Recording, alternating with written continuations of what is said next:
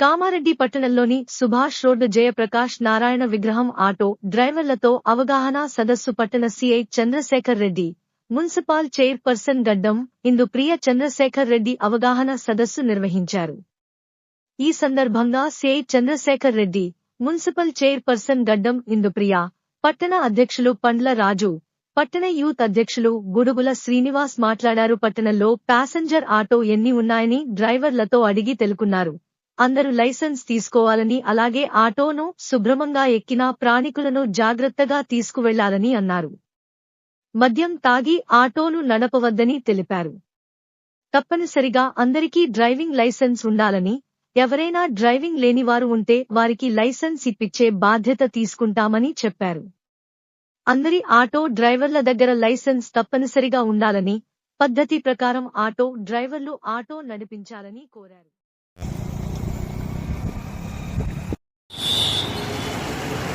బాగుంటాం, same time మన వల్ల అవతల వాళ్ళు కూడా నష్టపోతాం. ఇవన్నీ తర్వాత మీ తప్పులు చెప్తున్నా, తర్వాత మీరు చేసే మంచి పనులు కూడా చెప్తా. ఇన్సూరెన్స్ ఉండదు, పొల్యూషన్ ఉండదు, ఫిట్నెస్ ఉండదు, బ్యాడ్జ్ ఉండదు, ఎక్కువ ఎక్కిస్తాం, ఇవన్నీ పెట్టుకుంటాం. మళ్ళీ నడి రోడ్డు మీద బండి పెడతాం, అది పెడతాము. తర్వాత మన ముంగట ఏదైనా జరిగితే మనకేం సంబంధం లేదని చెప్పి ఇడిచ పెడతాం. మరి మేము ఎందుకు సహాయపడాలి మీకు? నేను చెప్పిన దాంట్లో ఏ ఒక్కటన్నా తప్పు ఉంటే ఒక్కరు లేచి చెప్పండి. అయినా కూడా మేము చూసి చూడనట్టే ఉంటున్నాం. మీ మీద ప్రతాపం చూపించే అవసరం మాకు లేదు. నేను ఫస్టే అన్న, కోపం వస్తే చెంప మీద దెబ్బ కొడతా కావచ్చు కానీ పొట్ట మీద కొట్టే రకం కాదు అని. అట్లాంటప్పుడు మీరు ఏం చేయాలి? అట్లీస్ట్ మినిమం ఒక డ్రైవింగ్ లైసెన్స్, ఒక ఆర్సీ కంపల్సరీ ఉండేటట్టు చేసుకోవాలి. ఎవరికో ఇస్తున్నాము 100-200 రూపాయల కోసం అది తింపుకొని రాపో అని చెప్పి డీజిల్ పోసుకొని నువ్వే నడిపించుకొని ఎవరికో ఇస్తున్నాము. నేను ఇచ్చిండు, నేను ఈయన నడిపించడానికి ఇచ్చిన, ఆయన డ్రైవింగ్ లైసెన్స్ ఉంటే సరిపోతుంది. ఎవరితో మనం ఇక్కడ నడిపే బజాజ్ తీసే ఆటోలు ఎక్కడనో ఉంటాయి, ఏదో వేరే మార్పిడి జరిగిపోతుంది. కానీ మన దగ్గర అట్లా జరగట్లేదు. ఆటో రిజిస్ట్రేషన్ కావట్లేదు, మనకు డ్రైవింగ్ లైసెన్స్ ఉండట్లేదు.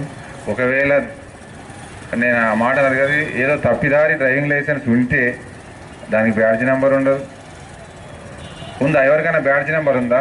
1, 2, 3 ఓకే దించండి. లైసెన్స్ లేని వాళ్ళు చేయలేపండి. ఏం కాదే, నేను ఇప్పుడు ఏమన్నా కొడతానా తిరుగుతానా?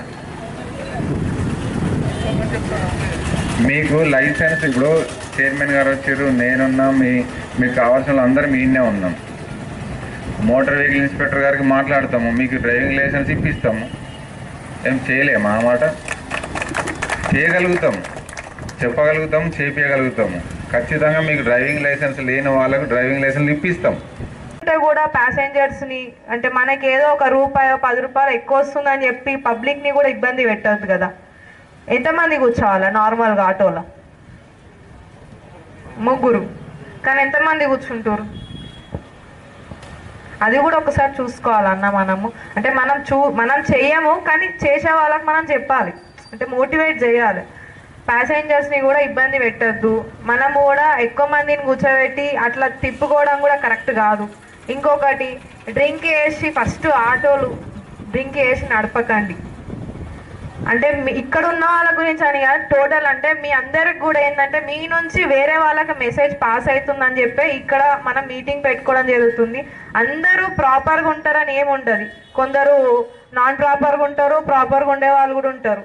నేను కూడా కొన్ని జాగాల మిస్టేక్ చేస్తా, కొన్ని జాగాల కరెక్ట్ చేస్తా, అందరు కూడా చేసే వాళ్ళు ఉంటారు. కాకపోతే మనం కొన్ని చేంజెస్ చేయొచ్చు, చెప్పచ్చు.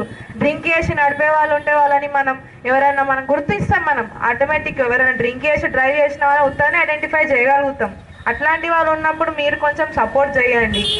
ఇంకొకటి, లైసెన్స్ లేని వాళ్ళు ఎవ్వరు ఉన్నా కానీ 100% నా సహకారం తీసుకొని నేను ఇప్పిస్తా. కంపల్సరీ లైసెన్స్ లేకుండా మాత్రం నడపకండి, లైసెన్స్ తీసుకోండి.